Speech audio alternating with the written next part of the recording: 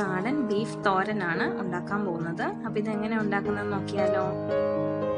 അതിനായിട്ട് ഞാനിവിടെ 1/2 kilo beef കഴുകി വൃത്തിയാക്കി എടുത്തിട്ടുണ്ട്. ഇതൊരു കുക്കറിലേക്ക് ഇട്ട് കൊടുക്കാം. ഇതിലേക്ക് 1 ടീസ്പൂൺ വെളുത്തുള്ളി ചതച്ചത് ചേർത്ത് കൊടുക്കാം.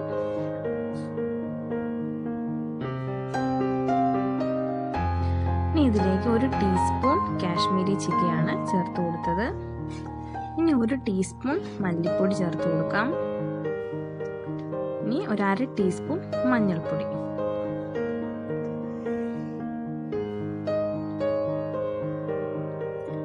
ഇനി ഇതിലേക്ക് 1/2 ടീസ്പൂൺ കുരുമുളക് ചതച്ചതാണ്. ഇത്തിരി ഫൈനായിട്ട് പൊടിച്ചതല്ല, ജസ്റ്റ് ഒന്ന് ചതച്ചാണ്. അത് കൂടി ചേർത്ത് കൊടുക്കാം. ഇനി ഇതിലേക്ക് 1/2 കപ്പ് തേങ്ങ ചേർത്ത് കൊടുക്കാം. ഇത് 1 മുറി തേങ്ങയുടെ പകുതിയാണ് എടുത്തിട്ടുള്ളത്. അപ്പോൾ മെഷർ ചെയ്തപ്പോൾ 1/2 കപ്പ് ഉണ്ട്. ഇനി ആവശ്യത്തിനുള്ള ഉപ്പ് കൂടി ചേർത്ത് കൊടുക്കാം. ബീഫിൽ നിന്ന് വെള്ളം ഇറങ്ങും, എങ്കിലും ഒരു 2-3 ടേബിൾ സ്പൂൺ വെള്ളം കൂടി ഒഴിച്ചു കൊടുക്കാം. ഇനി ഇതെല്ലാം കൂടി നന്നായിട്ടൊന്ന് ഇളക്കി യോജിപ്പിച്ച് കൊടുക്കാം. ഇനി ഇത് വേവിക്കാനായിട്ട് വെക്കാം. അപ്പോൾ ഞാൻ കുക്കർ അടച്ചിട്ടുണ്ട്. ഞാൻ ഹൈ ഫ്ലെയിമിൽ 1 വിസിലും ലോ ഫ്ലെയിമിൽ ഒരു 15 മിനിറ്റുമാണ് ഇത് കുക്ക് ചെയ്യാൻ പോകുന്നത്. വേവ് കുറവുള്ള ബീഫാണിത്. ഇപ്പോൾ ഒരു 15 മിനിറ്റും കഴിഞ്ഞ് പ്രഷർ മുഴുവൻ പോയിട്ടാണ് ഞാനത് തുറക്കുന്നത്.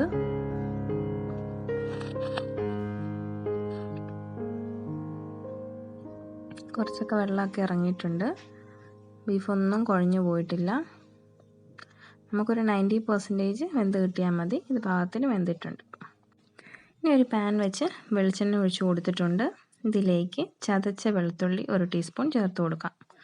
നമ്മൾ ബീഫിൽ വേവിക്കാൻ വേണ്ടി ഓൾറെഡി ചേർത്തിട്ടുണ്ടായിരുന്നു. അപ്പോൾ ഇവിടെയും കൂടി 1 ടീസ്പൂൺ ചേർത്ത് കൊടുക്കാം. ഇതൊരു 8 ചെറിയ ഉള്ളി നീളത്തിലരിഞ്ഞതാണ്. ഇതുകൂടി ചേർത്ത് കൊടുക്കാം.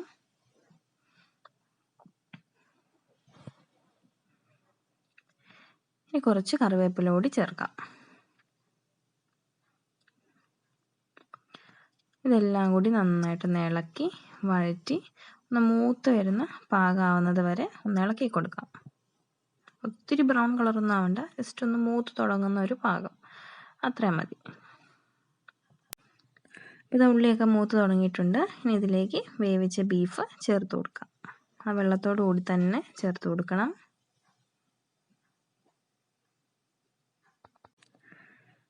ഇത് ബീഫെല്ലാം ചേർത്ത് കൊടുത്തിട്ടുണ്ട്. ഇനി ഇത് നന്നായിട്ട് ഇളക്കി യോജിപ്പിക്കുക. ഉപ്പ് വേണമെങ്കിൽ ഈ സമയത്ത് ചേർത്ത് കൊടുക്കാം. ഇനി ഇതിൻ്റെ വെള്ളം മുഴുവൻ വറ്റി ഒരു തോരൻ്റെ പരുവമുണ്ടല്ലോ, ഒട്ടും മോയ്സ്ചർ ഇല്ലാതെ, അങ്ങനെ ആ ഒരു പരുവാകുന്നത് വരെ ഇതൊന്ന് ഇളക്കി കൊടുക്കുക. വെള്ളമൊക്കെ വറ്റിച്ചെടുക്കണം. അപ്പോൾ അതുവരെ ഒന്ന് വെയിറ്റ് ചെയ്യാം. ഇതാ നമ്മളുടെ ബീഫിലെ വെള്ളമൊക്കെ വറ്റി നല്ലൊരു തോരൻ്റെ പരുവത്തിലേക്ക് വന്നിട്ടുണ്ട്. തേങ്ങ ഒക്കെ നല്ല മുരിഞ്ഞ് വന്നിട്ടുണ്ട്. വെള്ളമൊക്കെ നന്നായിട്ട് വറ്റിയിട്ടുണ്ട്. പിന്നെ ഇതിലേക്ക് കുറച്ച് കറിവേപ്പില ചേർത്ത് കൊടുക്കാം.